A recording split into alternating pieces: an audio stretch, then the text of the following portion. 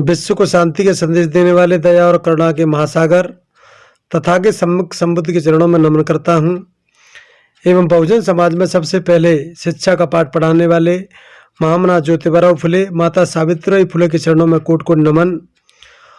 और बहुजनों में सबसे पहले आरक्षण की शुरुआत करने वाले कोल्हापुर के नरेश साहू जी महाराज को नमन करता हूँ।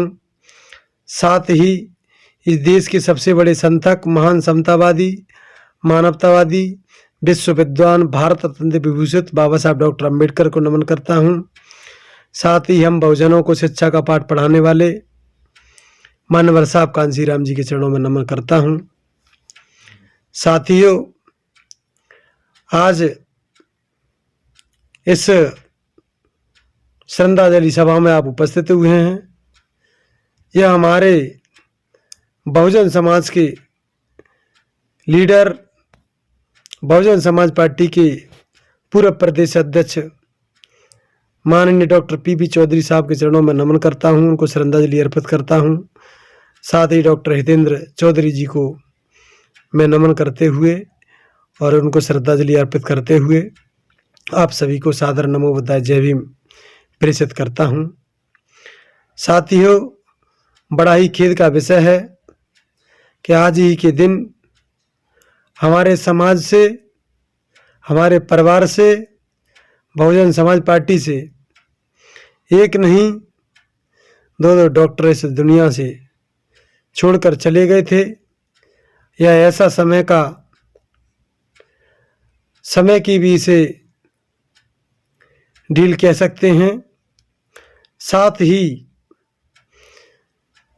दुख इस बात का है कि दो डॉक्टर चले गए और खुशी इस बात की भी है कि डॉक्टर पीबी चौधरी के जाने के बाद इस रामचंद्र के पुराण में डॉक्टरों की लाइन लगी हुई है। ये भी एक सम्मानजनक बात है कि डॉक्टर पीबी चौधरी को आप अपने डॉक्टर की पदवियों से उनको आज भी जिंदा बनाए रखे हुए। साथियों, मैंने डॉक्टर पीबी चौधरी साहब को सिर्फ जीवन में एक बार देखा है। जब मेरे गांव में मैं कक्षा 3 या 4 में पढ़ता था तो मेरे गांव में मेरे दरवाजे पर एक सभा हुई थी। उस सभा में डॉक्टर पीबी चौधरी साहब पहुंचे। जब हम सोच रहे थे कि हमारे गांव में आज कांसीराम आने वाले हैं, हमारे गांव में मायावती आने वाली है, हम बचपन में ऐसी बात कहते थे।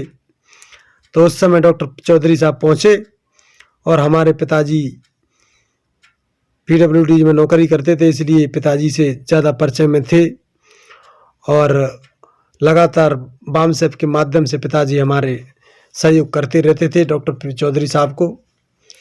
साथ ही इसलिए यह हमारे गांव में कार्यक्रम हमारे दरवाजे पर ही रखा गया। आज भी 1-1.5-2 बीघा जमीन पड़ी है दरवाजे के आगे, जहां पर कार्यक्रम होते रहते हैं। साथियों, मैंने राजनीतिक तो बहुत देखे, लेकिन कार्यकर्ता तैयार करने की जो क्षमता थी डॉक्टर चौधरी साहब में, वो बहुत बड़ी क्षमता थी। मैंने एक अनपढ़ के अंदर मिशन देखा है जो चौधरी साहब के हाथों से, उनकी बाणी से द्वारा तैयार किया गया एक कार्यकर्ता मैंने अपने घर में देखा है। मेरे ताऊ जी दयाराम बाबा, जिन्होंने डॉक्टर चौधरी साहब ने ऐसा पाठ पढ़ाया राजनीति का, ऐसा मूवमेंट बताया एक अनपढ़ मेरे बाबा को, जिन्होंने जीवन भर जूता ना पहनने की कसम खा ली थी और वो जूता ना पहनकर भी उन्होंने मूवमेंट को देख लिया और यह कहा कि जब तक बहुजनों की सरकार नहीं बन जाएगी, चाहे वो किसी भी राज्य में बने, तब तक मैं जूता नहीं पहनूंगा। इस प्रकार सरकार तो बनी उत्तर प्रदेश में, लेकिन मेरे ताऊजी ने जूता भी नहीं पहने और इस दुनिया से वो विदा हो गए। साथियों, यह मूवमेंट मैंने देखा और मुझे समझ में आया कि डॉक्टर चौधरी साहब की क्षमता कैसी थी, जिन्होंने एक अनपढ़ आदमी को भी, मेरे ताऊ को, तैयार किया और उनके अंदर एक ऐसा भाव पैदा हुआ कि मरते दम तक अपना संकल्प लिया और उसे पूरा करने के लिए जूता तक नहीं पहने। साथियों, यह बहुत बड़ी बात थी और डॉक्टर चौधरी साहब का समाज हमेशा रड़ी रहेगा, क्योंकि वो चंबल के कांसीराम थे और उन्होंने बहुजन समाज पार्टी का ऐसा झंडा और मूवमेंट फहराया बनाया, जो लगातार लोगों के दिलों में घर कर गया। आज उनके अनुयायी या उनके समर्पित कार्यकर्ता या कह सकते हैं पारिवारिक लोग या कह सकते हैं समाज के लोग उनको श्रद्धांजलि आज अर्पित करने पहुँचे हैं। मैं उन सभी का भी आज मंच के माध्यम से धन्यवाद करता हूँ चौधरी परिवार का, जिन्होंने यह कार्यक्रम रखा और आप सभी ने मुझे यहाँ बोलने का समय दिया। आप सभी का मैं बहुत बहुत धन्यवाद करता हूँ। आज नमो बुद्धाय, जय भीम, जय जय कांशीराम।